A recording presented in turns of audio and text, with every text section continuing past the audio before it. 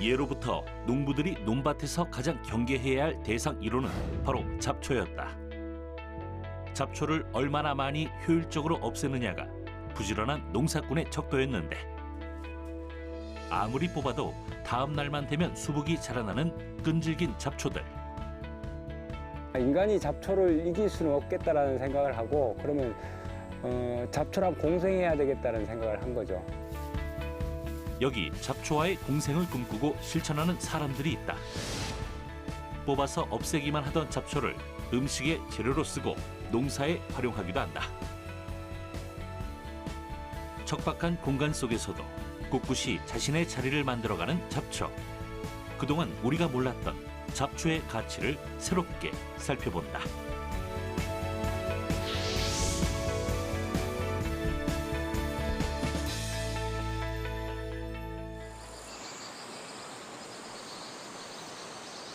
몇 달 전 국립수목원에서는 조금 특별한 전시회가 열렸다. 주인공은 바로 이 잡초들. 관리 대상 이외의 식물을 잡초로 구분해 꾸준히 모니터링을 해온 수목원은 늦봄과 초여름 사이에 흔히 볼 수 있는 잡초 40여 종류를 사람들에게 소개했다. 그저 아무 곳에서나 싹을 틔우는 줄 알았던 잡초의 새로운 면모를 살펴볼 수 있는 시간이었는데 이색 전시회라서 그런지 사람들의 관심도 뜨거웠다. 그저 쓸모없는 풀이라고 생각했었는데 화분에 담자 예쁜 꽃이 되었고 쓸모를 따져보니 활용할 수 있는 곳이 다양하기 때문이다.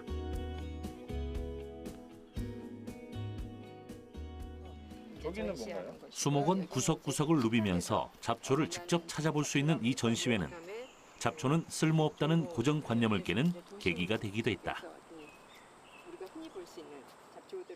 이런 잡초들이 사실은 어떤 식물 자원으로서 가치가 굉장히 무궁하다. 우리가 이제 잡초라는 것 때문에 어떤 경시하는 거지 연구를 해보면 실질적으로 굉장히 자원으로서 가치가 많다라는 거. 뭐 식용이 될 수도 있고 약용이 될 수도 있고 그다음에 이제 저희처럼 정원 소재로서도 가능성이 있을 수 있고요. 그래서 이제 그런 것들을 좀 알려주고 싶어서 이런 전시회를 개최하게 됐어요. 직접 요리를 해서 먹을 수 있는 잡초부터 정원을 가꾸는 데 이용되는 잡초까지. 과연 잡초의 활용도는 어디까지일까? 전시회에서 잡초가 주인공으로 주목받은 것은 우리나라에서는 이번이 처음이라고 한다. 그만큼 잡초에 대한 인식이 바뀌고 있다는 의미일 텐데 그렇다면 잡초란 과연 어떤 풀을 의미할까? 길에서 마주치는 이름 모를 풀들이 진짜 잡초가 맞을까? 잡초라는 용어는 우리 사람의 관점에서 봤을 때 내가 어떤 구역을 관리하고 써서 그곳에서 얻고자 하는 식물에 반대되는 식물들이 잡초라는 것이죠. 근데 뭐 이런 길거리 이런 데서는 잡초라기보다는 이름이 있는 식물인데 단지 내가 이름을 모르고 있을 뿐인 것 같아요. 근데 우리는 그걸 흔히 그냥 잡초다라고 부르고 있는 거죠.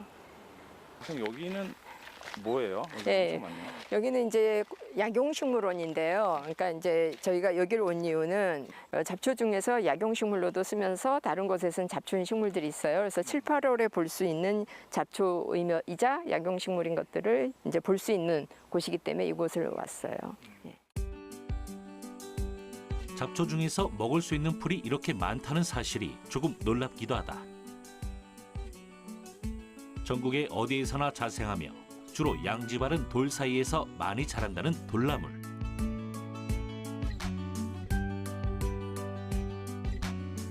어린 줄기와 잎을 물김치 겉절이로 이용하는데 잎을 즙을 내서 부치면 곪은 상처에 좋다는 민간요법도 있다.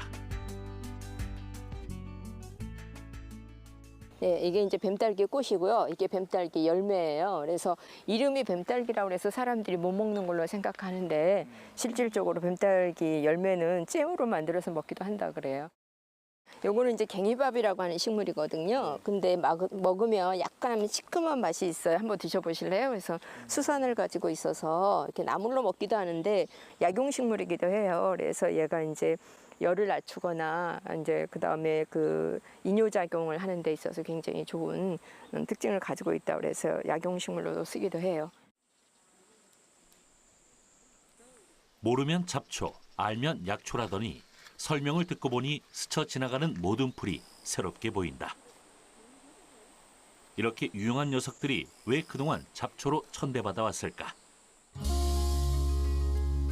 실제로 농업의 역사는 잡초와 전쟁이라고 해도 과언이 아닐 정도로 농부들은 잡초를 제거하기 위해 부단히 노력해왔다. 하지만 언제부턴가 이런 잡초를 다시 생각하기 시작한 것이다. 한 도시 농부의 텃밭, 작물을 기르고 있는 것 같은데 그만큼 잡초도 많다. 녹색 시민 모임을 운영하는 도시농부 서명갑 씨. 밭에서 자란 잡초를 열심히 뽑고 있지만 여느 농부처럼 제거하려는 목적이 아니다. 이런 새비름은 나중에 발효청 담으려고 안 뽑아요. 새비름이 뭔데요? 새비름이 이건데 굉장히 생명력이 강하고 이거는 제가 경험한 바로는 발효청을 담으면 여러 가지 요리에 잘 어울려요. 예, 특성이 강하지 않은 대신에 그리고 얘는 이렇게 뽑아가지고 던져놔도 여름에도 살아나요. 그 정도로 생명력이 강하고 그렇습니다. 그래서 그러면 잡초인가요, 새비름? 잡초입니다, 잡초. 예, 이건 비름인데 이거는 데쳐가지고 된장에 버무려 먹으면 굉장히 맛있고요. 무성한 잡초 덕에 밭으로 보기에는 모호한 공간이지만 서명갑 씨에게 이곳은 온갖 먹거리들이 넘쳐나는 보물 창고나 다름없다. 그는 밭에서 마주치는 풀 한 포기 한 포기마다 제작진에게 그 이름과 효능을 설명하느라 정신이 없다. 지금 많이 있는 게 고마리라고 하는 풀입니다. 고마리는 이런 습한 데 자라고 예전에 시골에서 보면 도랑에 주로 많이 납니다. 그리고 얘는 그 도랑의 흙탕물을 걸러내는 그런 역할을 해요. 그래서 약간의 수질정화 역할을 하고 어렸을 때 아주 그 부드러운 그 새싹이 나왔을 때는 잘라가지고 샐러드 재료를 쓰면 굉장히 아삭거리고 맛있습니다. 따로 씨를 뿌리지 않아도 매년 산과 들에 고개를 내미는 강한 생명력의 잡초들. 우리 조상들은 이런 풀들을 허투루 보아 넘기지 않고 그 쓰임을 관찰했다. 그래서 나온 것들이 바로 우리가 오래전부터 써오던 한약재들이다. 한약재의 근원을 따지고 보면 우리가 흔히 생각하는 잡초에서 비롯된 것들이 많다. 질경이는 그 약재로 쓰기도 합니다. 근데 이거는 약재 이름은 차전초라고 하고요. 이렇게 질경이 이제 대에 씨가 맺혔는데 이거는 차전자라고 해요. 한약명은. 근데 이건 아마 이뇨제로 쓰는 걸로 알고 있습니다. 그런데 농사에 방해가 되니 그저 제거해야 하는 존재로만 알았던 풀들. 그런데 우리 조상들은 왜 이런 잡초를 꾸준히 먹어왔을까? 잡초는 사실은 이른 봄에 작물이 나오기 전에 스스로 나와요. 기르지 않아도 나무의 형태로. 그런데 보통 사람들이 작물을 길러서 먹기 위해서 밭을 다 갈아엎고 잡초를 다 버리죠. 그것이 이미 우리가 기르기 전에 자라서 스스로 양분을 갖고 있는 자연의 보물이란 말이에요. 그렇잖아요. 그래서 그걸 먹는 거죠. 또 이 풀들은 작물, 우리가 인위적으로 기르는 작물하고 달리 경쟁 관계가 그렇게 심하지 않아요. 보시면 아시겠지만 자기들끼리 섞여서 잘 살아요. 이렇게 다른 놈 죽이지 않고. 우리 작물들은 다 제거하고 우리가 필요한 것만 기르잖아요. 원래 얘네들이 잡초였고 얘네들은 작물이었는데 처음부터 그러지 않았다는 거지. 사람이 필요한 것만 작물이라고 만든 거고 얘들은 우리가 잘 안 먹으니까 잡초라고 놨던 거지. 결국 잡초라는 단어에는 인간의 무심함이 깃들어 있는 것이다. 우리가 산과 들에서 마주치는 모든 식물이 잡초가 아니라 단지 이름 모를 풀이라고 말하는 사람이 있다. 계절마다 시민들을 대상으로 풀학교를 열고 있는 유희정 씨. 오늘도 풀을 만나러 야외로 나온 김에 식사를 직접 준비하겠다는데 갑자기 요리하려다 말고 다시 산으로 향한다. 알고 봤더니 요리 재료가 되는 풀을 채취하는 중이다. 그냥 일상적으로 볼 수 있는 뭐 토끼풀이라든지 우리가 흔하게 보는 계란꽃 같은 거, 그리고 밭에서 굉장히 골칫거리인 환삼동굴도 땄어요. 근데 다 약성이 있거든요. 이 개망초도 그렇고 다 약성이 있기 때문에 이걸 이용해서 음식을 만들 수가 있습니다. 동산을 한 바퀴 산책하고 나면 요리 재료가 충분히 확보된다. 가는 길목마다 먹을 수 있는 풀들이 가득하기 때문이다. 이거는 사실 일본에서는 많이 드시는데 우리나라에서는 그냥 풀처럼 막 자라기도 해요. 많은 분들이 깨하고 들깨하고 많이 헷갈려 하시는데 향은 얘가 훨씬 더 강하거든요. 그리고 이 친구는 방부제 효과가 있어요. 그래서 요리를 하실 때나 뭔가 맛이 바뀔 것 같으면 이걸 넣어주시면 되는데 향이 원체 강하다 보니까 많이 넣으면 이 맛분이 나지 않아요. 그래서 조금만 사용하시면 되고요. 말려가지고 방부제로 쓰셔도 좋은 풀입니다. 사실 일반 사람들 눈에는 다 고만고만해 보이는 잡초. 이렇게 막 자란 풀들을 정말 먹을 수 있는 것일까?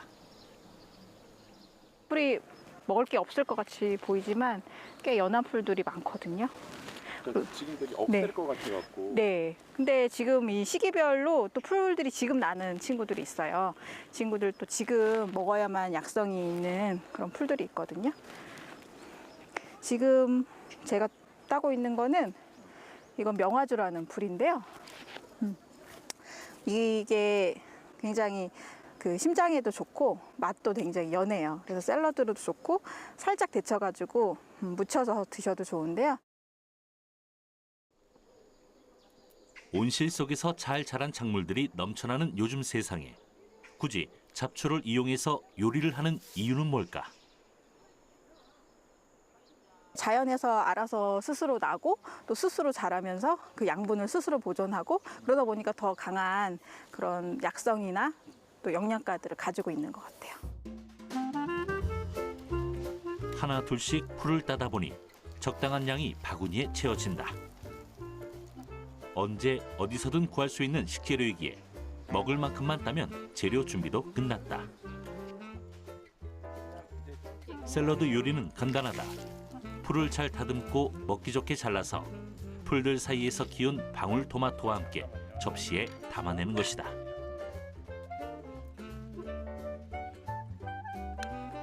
그 위에 직접 만든 겨자 소스를 부으면 잡초 샐러드, 아니 풀 샐러드가 완성된다.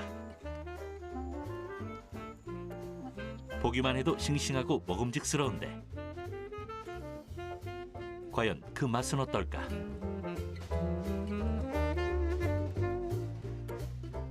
풀들 맛이 다 틀려요. 어떤 건 시고, 어떤 건 달고, 어떤 건 쓰고, 흔히 우리가 말하는 오해행이 다 들어있거든요.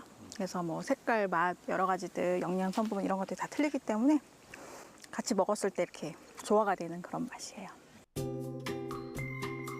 풀을 이용해서 만들 수 있는 음식은 생각보다 다양하다.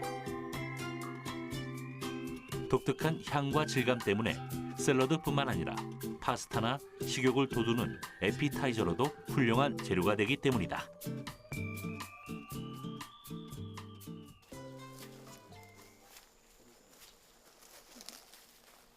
유희정 씨는 풀을 이용해서 조금 특별한 것을 만들어 보겠다고 한다. 뿌리가 단단히 땅에 박혀 뽑기가 쉽지 않은 이 풀은 소리쟁이이다. 작업은 근처 못에서 뿌리의 흙을 깨끗하게 씻어내는 것으로 시작하는데 이 소리쟁이는 항균 성분이 굉장히 큰데 그 중에서도 이 뿌리에 항균 성분이 많이 있습니다. 왜냐하면 이 성분에는 특히 사포닌 성분이 굉장히 많아서요. 피부 습진이라든지 그리고 피부 트러블, 특히 아토피나 그 여드름 피부에 굉장히 좋아요. 그래서 스킨을 만들면 굉장히 좋은데요. 스킨을 만드는 방법은 이 뿌리를 이렇게 잘 잘라가지고요. 소주에 한 100일 정도 담가 두셨다가 이 건더기는 건져내고 그 액만 이렇게 뿌리시면 좋아요. 그러면 그 피부에 특히 뭔가 많이 나시는 분들한테 굉장히 좋은 효과를 볼 수 있습니다. 요리에서 피부 관리에 이르기까지 풀의 활용이 정말 무궁무진하다. 그녀는 이렇게 화장수를 만들어 놓고 수시로 바른다고 한다. 풀이 우리 농사에는 친구인데 지금은 마치 대량 생산을 해야 되고 많이 생산을 해야 되니까 풀이 우리의 적인 것처럼 생각하거든요. 사실은 이 풀 자체가 우리 농사에는 굉장히 필요한 친구죠. 농사의 이로운 존재인데 왜 그동안 농부들은 잡초의 제거에 그렇게 노력을 기울였을까? 지금 이 시각에도 여전히 많은 농부가 잡초로부터 작물들을 지키기 위해 땀 흘리는 중인데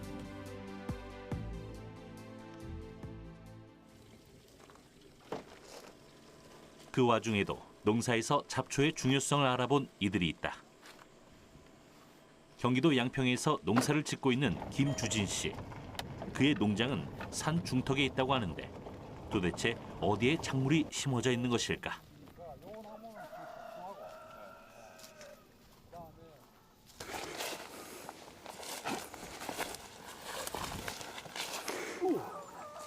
이 나무가 복숭아고, 그 다음에 위에가 사과고, 그 다음에 저 위에, 제일 위에 있는 게 매실이고, 그래 지금 거의 이렇게 다양하게 이렇게 혼재되어 있습니다.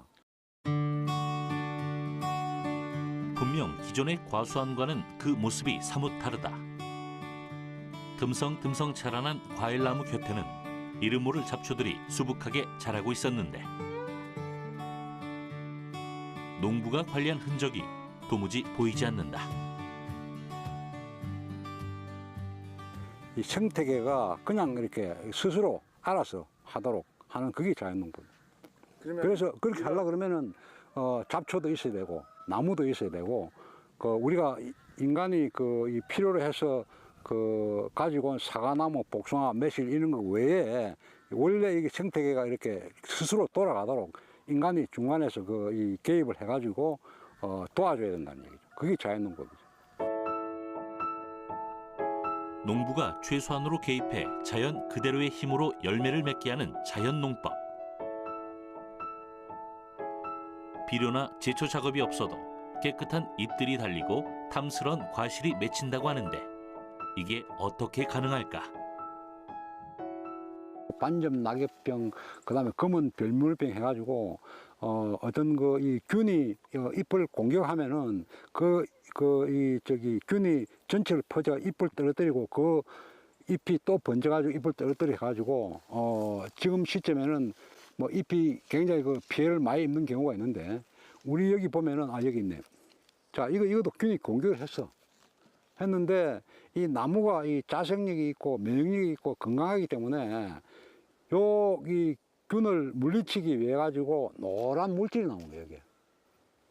이게 이제 우리가 전문 용어로 얘기하면 파이토케미칼 항산화 물질 뭐 이런 거라고 얘기하는데 그게 나와 가지고 요 부분만 동그랗게 해가 떨어져 버린다고.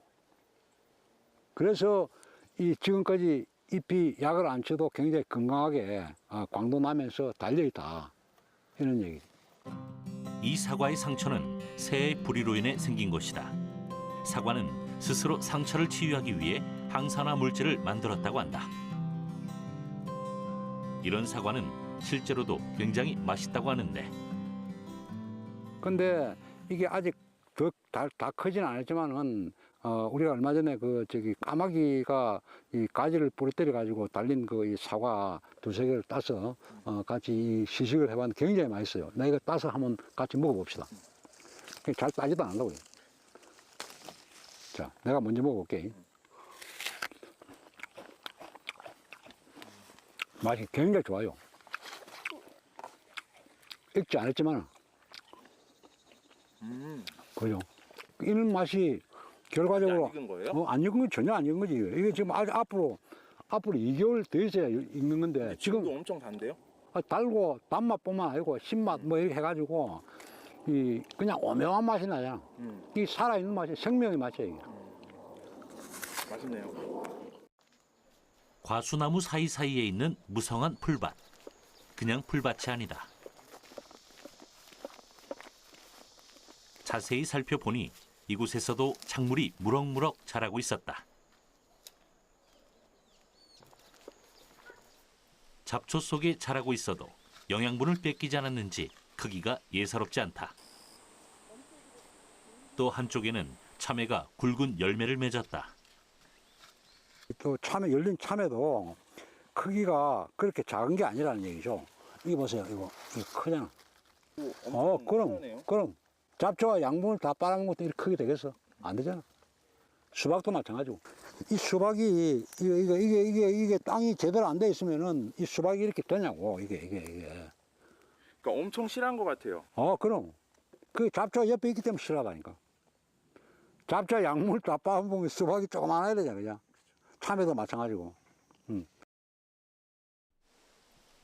이런 자연 농법이 가능한 이유는 특정한 잡초의 뿌리가 가지고 있는 조금 특별한 기능 때문이다. 질소를 이 식물 스스로 빨아들이지 못하는데 이 콩가 식물이 이 질소를 이렇게 여기 이 질소 여기 있잖아. 여기 봐봐. 여기 혹이 붙어 있잖아. 혹이. 식물을 빨리 키우는 게 뭐 제일 중요한 게 질소, 그 다음에 인산, 뭐 가리 해갖고 그게 비료의 3요소거든. 그게 3요소인데 이 돌콩이 나가지고 질소가 모자라는 걸 스스로 커버를 해주는 거야 지금. 그 다음에 또 얘네들이 또 이 역할이 뭐냐면 뿌리가 이렇게 깊이 들어간 거야. 뿌리가 들어갔다는 얘기는 이 산소가 공급될 수 있게끔 길을 열어줬다는 얘기. 얘가 옆에 있잖아, 그지? 얘가 옆에 있는데 얘 스스로 뿌리도 있지만 얘가 들어가서 옆에 질소도 공급해주고, 그 다음에 산소가 공급될 수 있도록 길을 열어주고, 물이 배수가 되도록 길을 열어주고, 그 다음에 이거 나중에 겨울 되면 죽어요. 죽으면 이 자체가 거름이 된다고, 유기물이 된다고. 잎도 마찬가지고. 얼마나 좋나 이게 잡초가.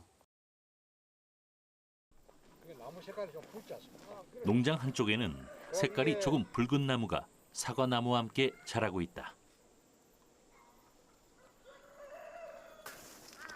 줄기에 붉은 빛이 도는 이 녀석은 다른 농부의 밭에 있었다면 이미 베어졌을 운명이었다.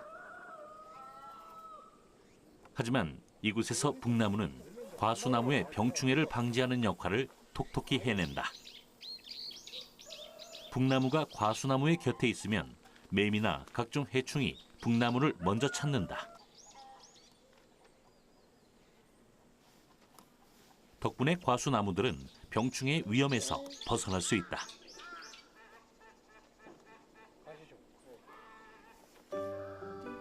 약을 치지 않아도 이렇게 빛깔 좋은 과일들을 얻을 수 있는 이유, 잡초를 이용한 농부의 지혜 덕분이 아닐까. 잡초가 옆에 함께 자랐을 때 땅을 아주 부드럽게 만들어요. 예. 그리고 잡초가 광합성을 해서 얻어내는 영양분 중에서 일부는 내가 키우는 작물에게도 또 주고 서로가 이렇게 밸런스를 맞아야지 그 밸런스를 우리가 다 깨버리는 거야. 그러니까 결국은 보통 농사 지을 때 보면 비닐 멀칭들을 하잖아요. 멀칭을 해서 잡초가 못 나오게 하죠. 바로 그것은 그 수많은 양분 중에서 다 차단을 시켜버리고 내가 주는 것만 먹고 빨리 커라. 네, 빨리 크는 과정에서 굉장히 작물 자체가 식재료가 굉장히 약화되어 있는 거예요. 잡초가 작물보다 더 튼튼한 생명력을 자랑하는 이유가 바로 여기에 있다. 자연의 틈에서 자유롭게 자라다 보니 영양분을 골고루 흡수하게 되는 것이다. 식재료로서도 손색이 없을 만큼 양분이 풍부하다. 이게 생명력이 굉장히 강한 거야. 그러게요. 돌밭에서도 이렇게 나와요. 그러니까 이게 원래 자생지가 이 돌밭이야. 몇 년 전 와송씨를 뿌려놓고 한참을 잊고 있었는데 돌밭에서도 저절로 자라났다. 굵고 튼실한 줄기는 더는 잡초라고 부르기가 미안할 정도다. 김주진 씨는 와송을 캐오는 길에 무성하게 자라난 고들빼기도 조금 뜯어간다. 이게 다 이게 진이 나오죠. 이렇게 뜯어도 며칠 뒤면 다시 수북이 자라날 것이다.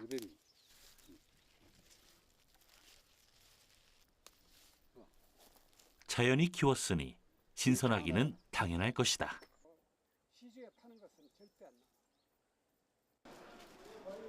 김주진 씨는 이렇게 수확한 잡초들을 자신이 운영하는 레스토랑으로 가져온다. 자연 농법으로 키운 작물들로 건강한 밥상을 나누고 싶어서 운영하기 시작한 이곳은 건강식을 원하는 어르신들이 자주 찾곤 한다. 김주진 씨의 아내가 손님상에 나가는 샐러드를 준비하고 있다.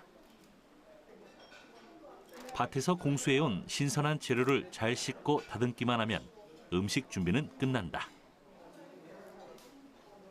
가만히 보니 재료가 낯이 익는데 와송과 고들빼기, 잡초가 곁들여진 샐러드이다. 어떻게 먹어볼 수 있어요? 그냥 이렇게 해가지고요. 그냥 소스 있죠. 그냥 끼워서 생으로 그냥 그대로 신선하게 그냥 먹는 거예요. 손님들은 이런 거 주시면 어떠해 하세요? 너무 좋아하죠. 예, 건강밥상이라고 너무 좋아하세요. 그냥 가실 적에는 보약도 잘 먹고 간다고 그러면서. 그럼 잡초 샐러드를 직접 먹어본 손님들의 반응은 어떨까? 이거를 먹으면 이제 금년 여름 건강에는 문제가 없겠다.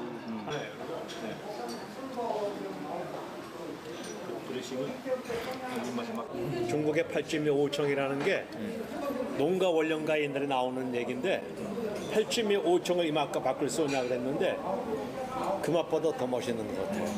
새콤달콤한데 씹고 나서 뒷맛이 아주 일품이에요. 뒷맛이 새콤하면서도 신선해요.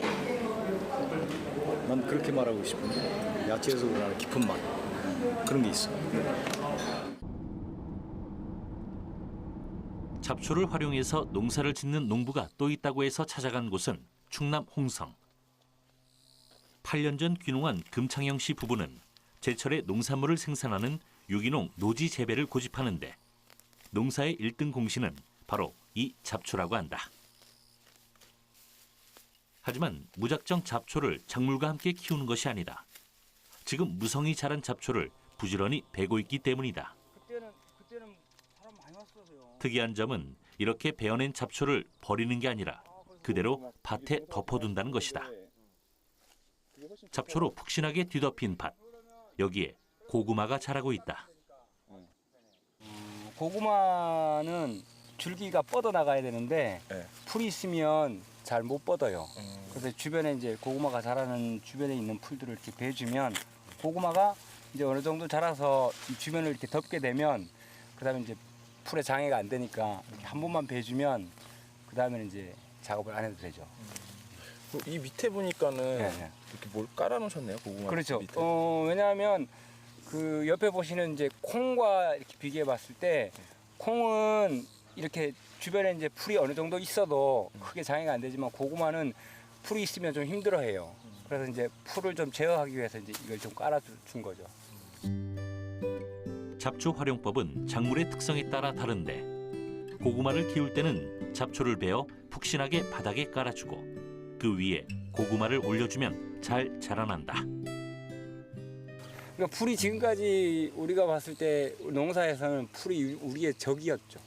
없어져야 될 대상이었는데 제가 생각해 보면 저희가 이제 깨달은 거는 그 풀하고 작물하고 이렇게 어울려서 자라면 그 작물도 충분히 잘 자랄 수 있고 농사를 짓는다는 게 여러 가지 생명들을 살리는 건데 이렇게 풀이라는 이유로 계속 뽑아서 말려서 죽인다는 게 썩 뭐 기분이 개운하지는 않더라고요. 근데 이제 이렇게 해도 고구마가 자라는데 크게 장애가 안 되고 그리고 요 사이에 풀이 나더라도 고구마가 돋고 나면 풀이 세력이 별로 크지 않으니까 작물을 죽이지 않아도 되니까 풀을 죽이지 않아도 되니까 마음도 좀 편하고 그리고 작업하기도 되게 수월해요. 훨씬 빨라요. 이렇게 뽑아서 일일이 뽑아내는 것보다 이렇게 베고 바로바로 이렇게 지나갈 수 있으니까 속도가 빠르니까 일을 제어할 수 있다는 생각이 드는 거죠. 잡초의 활약은 이뿐만이 아니다.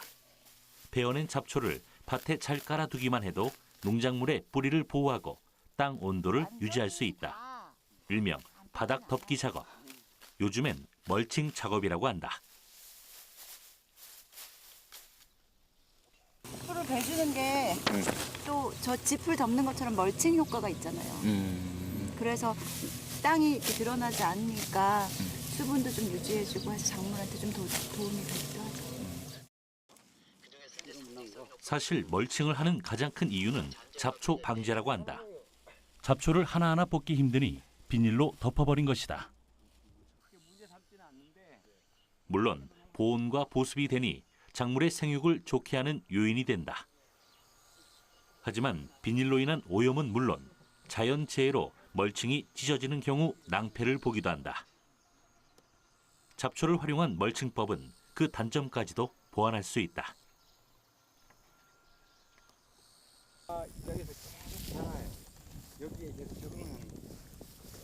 금창영 씨가 제작진에게 작물을 보여준다고 하는데